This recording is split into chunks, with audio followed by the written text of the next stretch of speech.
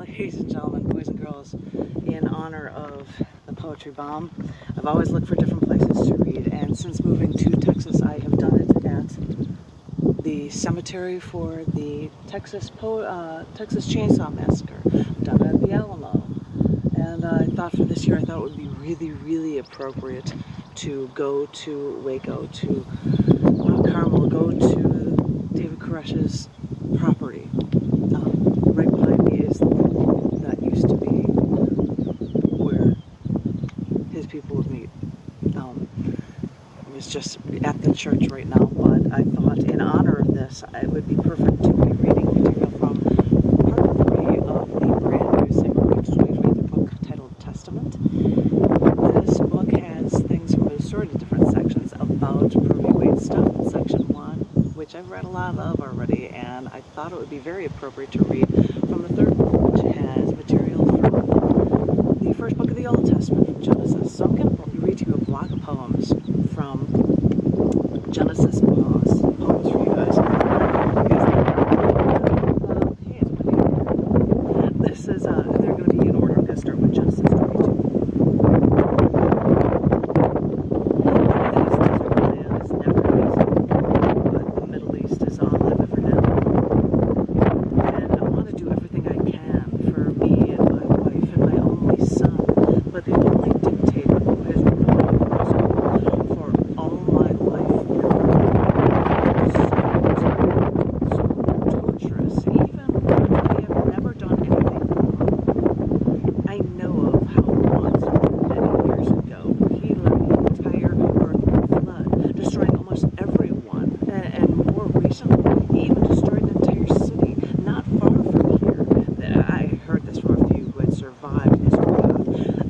This is why I try to do everything I can to stay in our dictator's favor. And when his demands seem so absurd, and when he served no choice but to comply,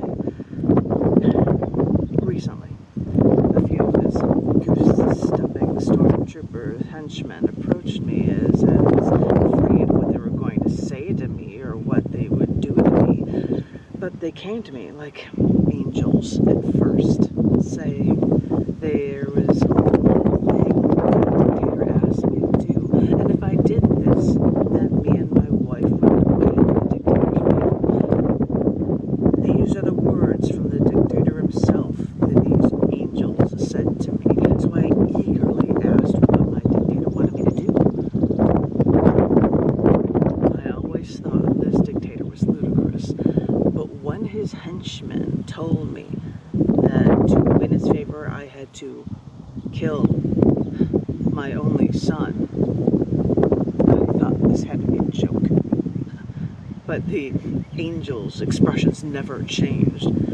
So I understood that in order for us to live, my son, at my own hand, must die.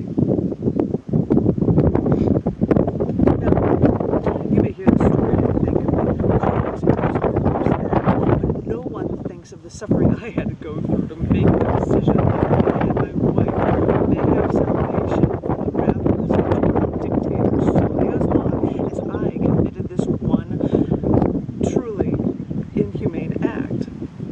The one thing a father would never, ever want to do. This tormented me. This tortured me. But I knew this was the only thing I could ever do. Showed me a place that was far away, so the barbarous act I committed to my only son.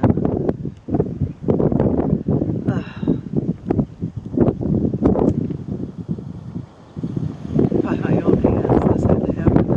And I just thought, oh, how I love him so, and I still can't believe I am actually going to do this.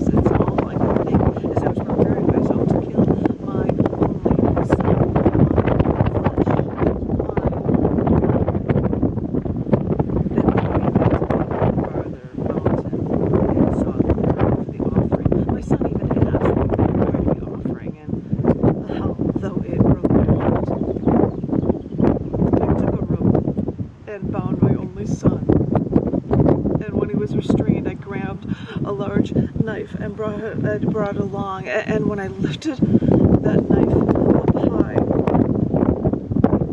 that is when I heard the henchmen come to the clearing and say, "Stop." They said unto me, "Lay not thine hand upon the lad, neither do thou anything more unto him." They knew I would do this one heinous act, and they had said that our dictator was pleased, that I feared him so much, so deeply, that I was willing to kill my only son. Yes, this is a story of how the people are so good to our leader, how we can still be tormented this way. Am I now in his favor because little old me was willing to be as heinous as he? That I would destroy life from me? This is what I battle in my mind now, every day.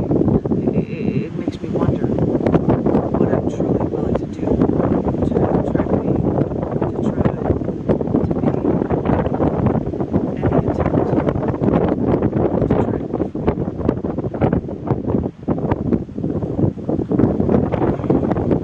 I've got a bunch of Genesis 23. Sure. Genesis 23. I was heartbroken about how my loved ones suffered. This was my family, and after they finally passed away, I could only give them space, a place to rest, and finally be at peace.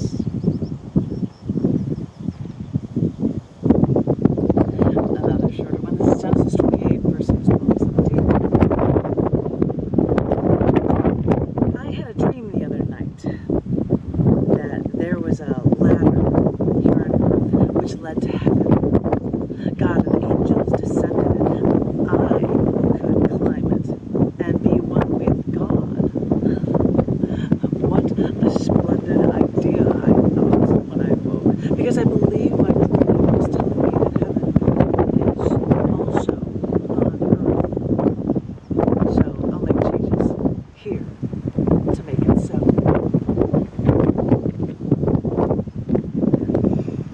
We got a long one next. I'm jumping ahead to Genesis 37. I might go up to like 40 something. I'm guessing. I'll see what I can do with this book for you guys. It's Genesis 37.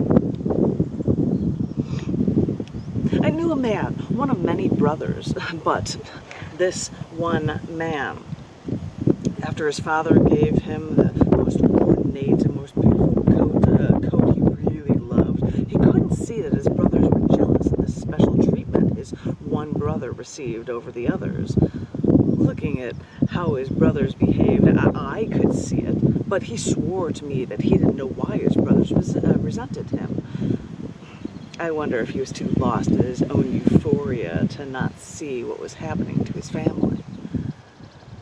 Then I heard from them that he had a dream the other night, and he told his brothers that in his dream they were all in the field binding stalks of grain, but in his dream one of his sheaves actually stood upright, and then the other sheaves made the other brothers actually moved toward this one upright sheaf and started to bow. Bound sheaths of grain, acting sentient and bowing to his grain. It sounds ludicrous, no? But when his brothers heard of his dream, they responded with, "Does this mean we have to bow to you? Does this mean you are supposed to reign over us?" Relying on this one brother's dream alone, their jealousy turned to hatred, because all dreams are meant to be taken seriously. This versus one of the other dreams could potentially be a nightmare of the scary thing is that this one brother had another dream later, and yes, he decided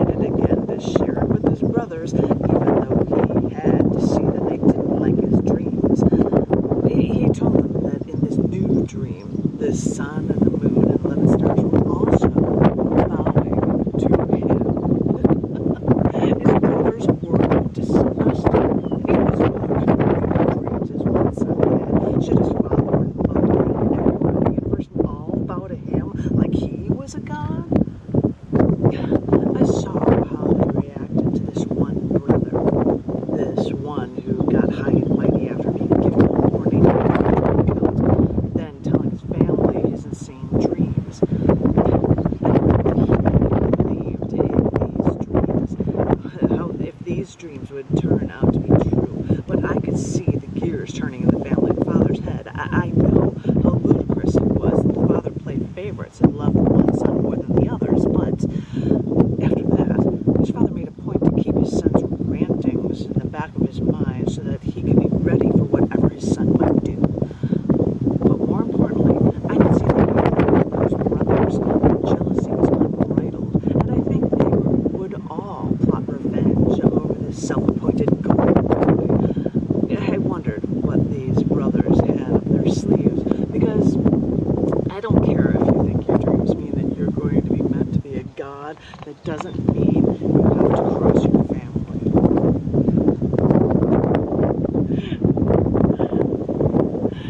You didn't realize how many stories made the Old Testament there, did you? Ladies and gentlemen, boys and girls, I'm going to share with you. And I said I'd go through the 40s, and I think I'm going to do 40 and 41 next. These are from the Book of Testament. It comes in different sections. This is section 3.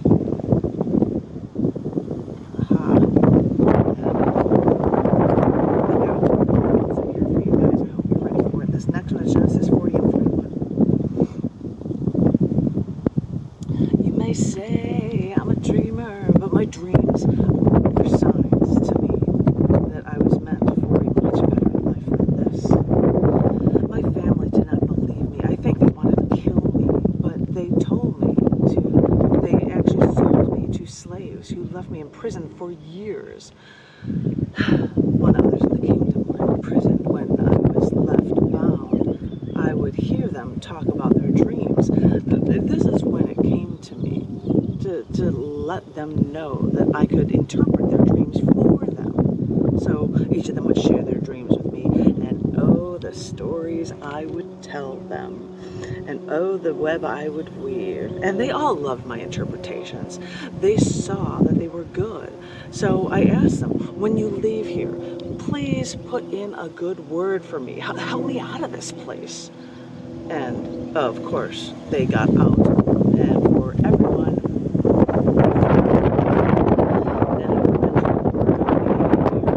my good interpretations.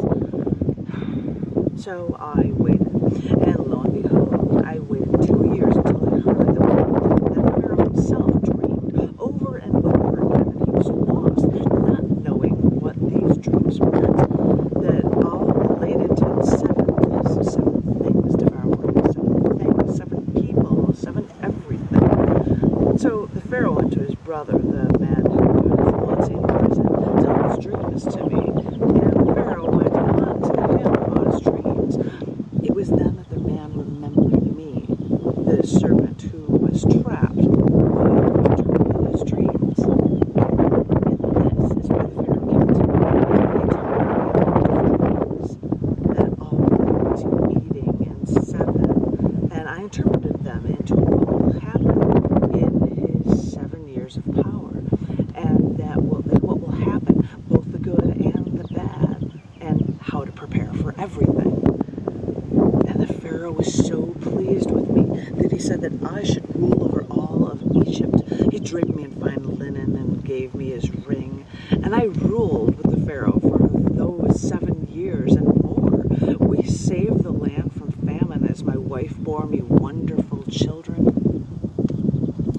You may say I'm a dreamer, but the difference is that I know just what to do with those dreams. And that's what makes the difference.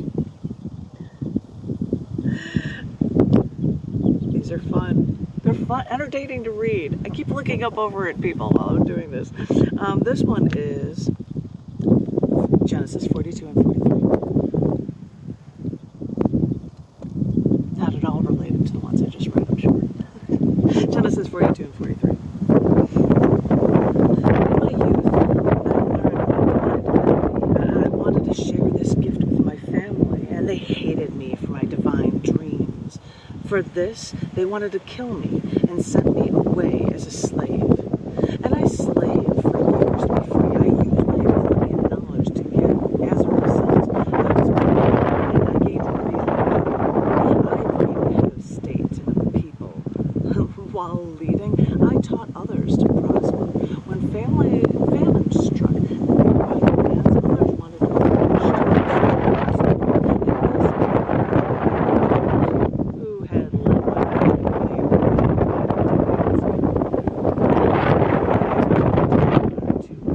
valued me, though in reality I will not succumb to that eye for an eye.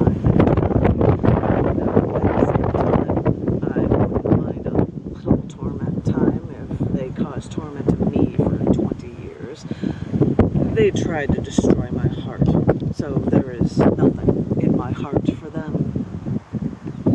It is hard to believe that I was born alongside brothers with such espionage and bravery, and then they took the two men I wanted to even talk to away. They tried to make things right. They returned one good man to me. After I invited them for food and wine, they then returned the stolen money that they had claimed that they didn't actually steal.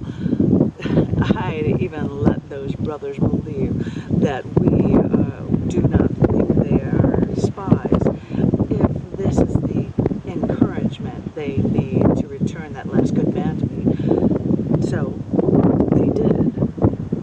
Through all of this debate to save my two men, I never spoke to them. I guided my steward and paid help to discuss all of these things so that I would not even have to talk to these 11 wretched men from my own family. Now, I have heard the great number 11 is meant to resonate in an extremely high vibration, and I don't know if this is what I feel from what these men did to me, or now what these 11 men could do. So, after the two men were returned, I welcomed the 11 to my home, and on the surface, they were afforded every luxury that good men deserve to allay their well-founded fears. And then they came later to visit me at my work location.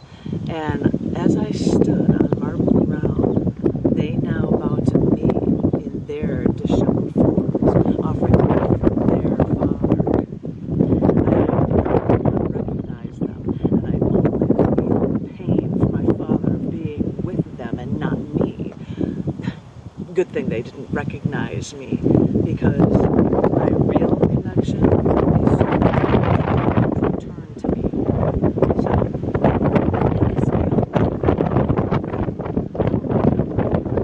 of me when they placed me in the pit to starve after they made me a slave. I will feed them all, but make a point to feed the one and return man 5 times more food than the rest. And then I will see if they will hate him the way they once hated me for receiving more. I wondered if they would notice, but why would they? I gave them all enough liquor for them to not think about it or worry about what my next step would be. I'm going to take a break for you guys. Come back with more poetry shortly. Enjoy the space here at Kuypers.